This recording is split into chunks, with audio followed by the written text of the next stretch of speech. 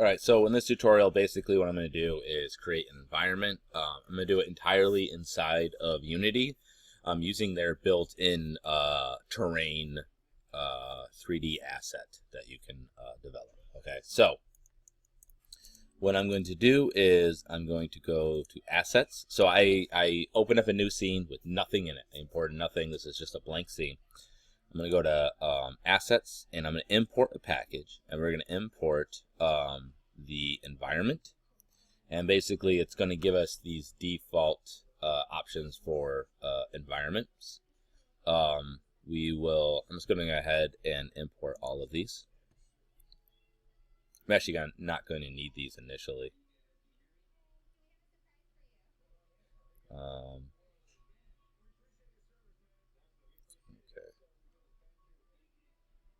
Good, I think. And okay, I'm gonna wait a little bit longer. Bunch of stuff. So basically, what this has, it's a collection of just like basic trees and textures and all these other things that we can use to make our terrain. Okay, so it's just built-in things. Well, not really built-in, to import them in.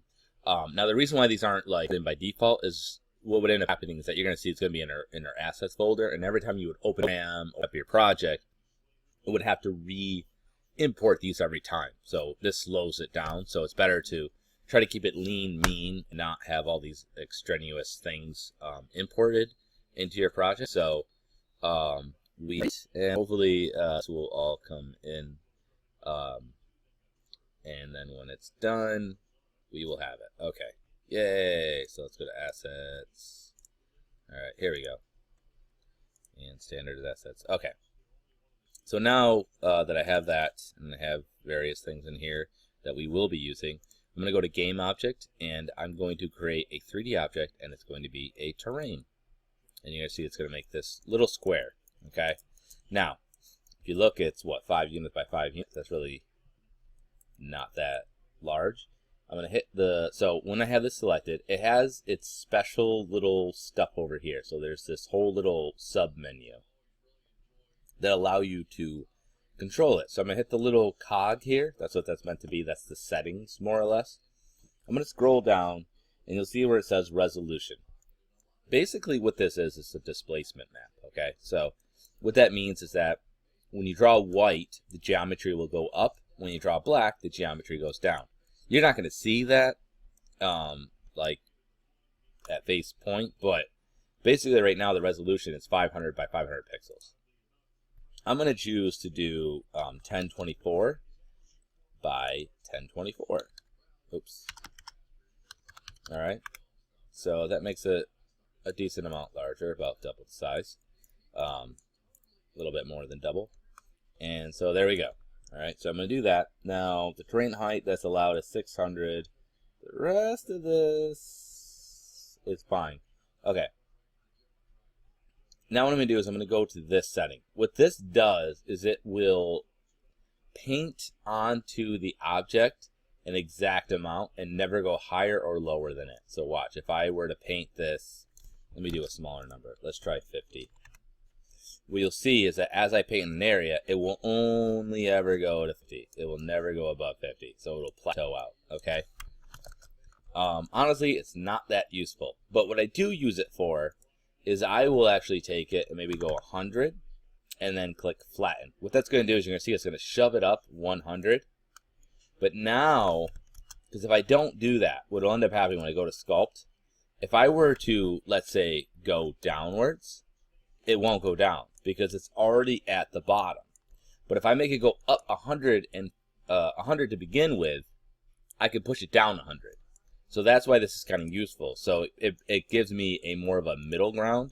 So now when I go to sculpt down, still on this, sorry. When I go to sculpt down, it will actually be able to go down, which makes it beneficial, okay?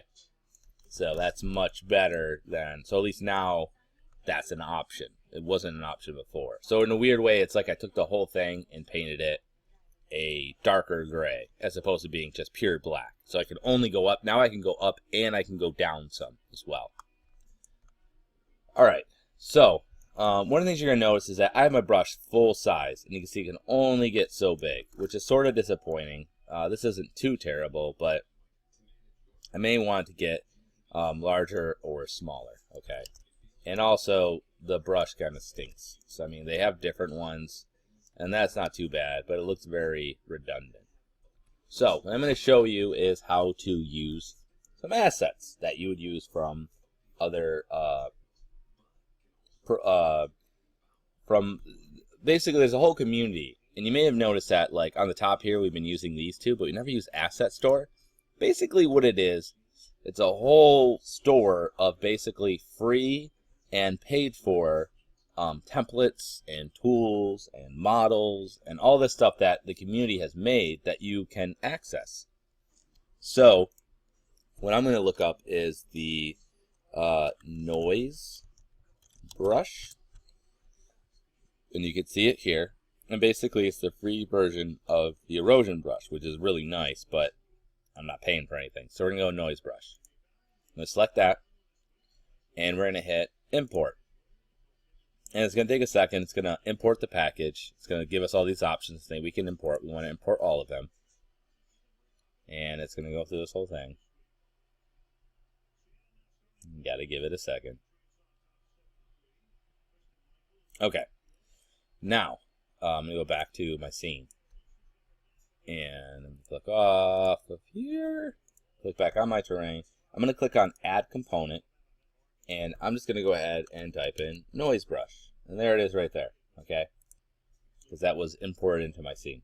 Now, what I can do is I can use this brush to paint on here. And it's going to give me some better options than what my normal painting options are. So I'm going to be underneath noise. I can't use erosion because that's not an option. I'm going to click on Paint. And basically, what it allows me to do, it's got a multiplier for brush size. So I can actually paint considerably larger than the default here. So you can see it's only going so far right now. I can go to the settings here and take it that my max is not 100. I can make it 250. And now I can go up to 250, and you can see I make my brush much larger. So if I wanted to use more with it, I can. One of the issues I'm having, and you may have already noticed, is that like this material is not very good for what's going on. Okay, so what I'm going to do is I'm going to turn off paint here. I'm going to go to this, which is the texture, the little paintbrush, and I'm going to click on Edit Textures. And I'm going to add a texture. Now, here's what I want to let you know. You can paint on textures onto this, right? So I can paint grass and then gravel and sand and whatever. The thing is, whatever the first texture is that you select, it makes the entire thing that texture. Okay? So you can make your custom ones.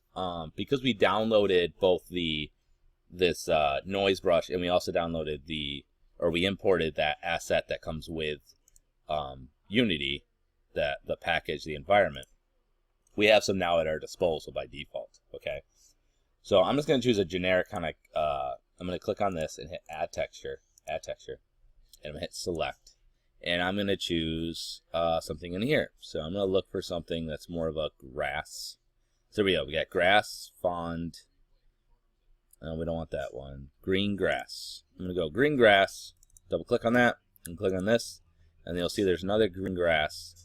That is an N, that's the normal, okay? And then we'll hit add. Now you're going to see the entire thing has that. However, now when I sculpt on here, I'll see I'm still on paint, hang on a second. Let me go back to sculpt and go on paint. Now you'll see when I sculpt, I can see it a little bit better than when it was just straight white, okay?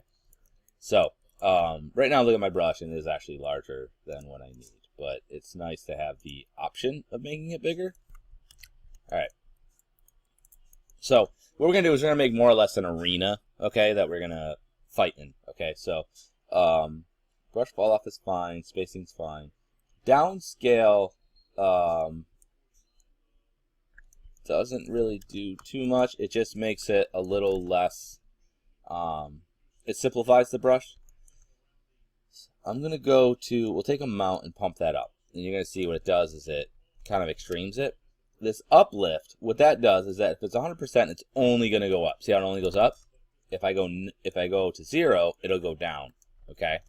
So if you go 0.5, it's going to go halfway between both. It's going to go up and down, which in this case looks a lot down. But anyway, so I'm going to go ahead and choose to mostly go up.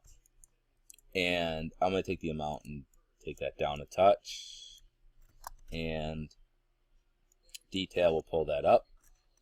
Okay. And you can see that that basically, when I brush on it, it gives it just more texture, right? So I'm just going to kind of brush in general. Actually, I'll click global brush. I'm going to apply the whole terrain. And there you go. I'm going to hit it again. I'm going to hit that a couple times, and voila. Now it looks a little bit more interesting. Okay.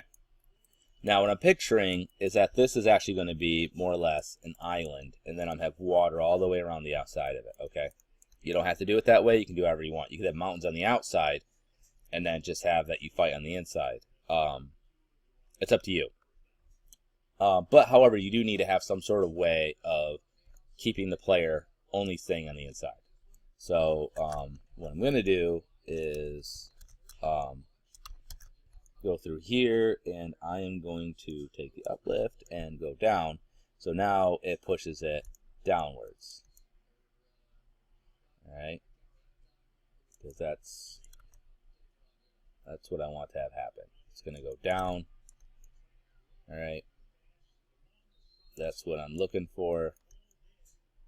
And we're going to get it to go all the way down. Alright, and the idea is that we will eventually put, alright, so basically I'm going to have sort of this island is what I'm looking for. I'm doing this in the most quick way possible so that you can kind of see it, but obviously take a little more time to make yours look a little bit better. Alright, turn off paint here, and then you can use this manually if you want as well. So I have these extra little bits here, so I'm just going to hold shift as I click on them, and that will push these down to make sure that they are not, this is the regular paint, this is not with the thingy here, so that special plugin thing that we just installed. Get down. And I'm just going to go ahead and make sure that these are all downwards. Good. Okay. So hopefully you won't really see these too much. That's the goal. Okay. Now what I'm going to do is I'm going to go ahead and add the water into this. Okay. So I'm going to go to my standard assets. Actually go to assets, and we'll do back to standard assets, environment, water. And we have water 4 and water whatever. I am not so familiar with these. We got water advanced and water simple. Let's take water simple. And there it is there. And I'm going to take this and bring it over here. And I'm going to hit R to scale. And we are going to scale it bigger. And we will scale it this way. And voila. Okay. And I'm going to hit W and bring it up. Alright, good. So now, if you look, the water is now above the thing here. And we have a really bare bones kind of environment. Okay. Now, if you want to test this right off the, well, we'll leave it like this right now. Okay. So that is looking okay. And let's go ahead, and I'm going to just save this real quick. And then in the next video, we will continue on painting this and working from there. So I'm going to save this real quick, Control-Shift-S. And actually, I didn't make a folder yet. So let's go to Assets, and we'll create a folder. I'm going to call it Scenes. Oops. Scenes. And then we'll file Save Scene As Scenes, and we'll just call this, oops, Main. All right. And there we go. So in the next video, we'll continue working on the environment.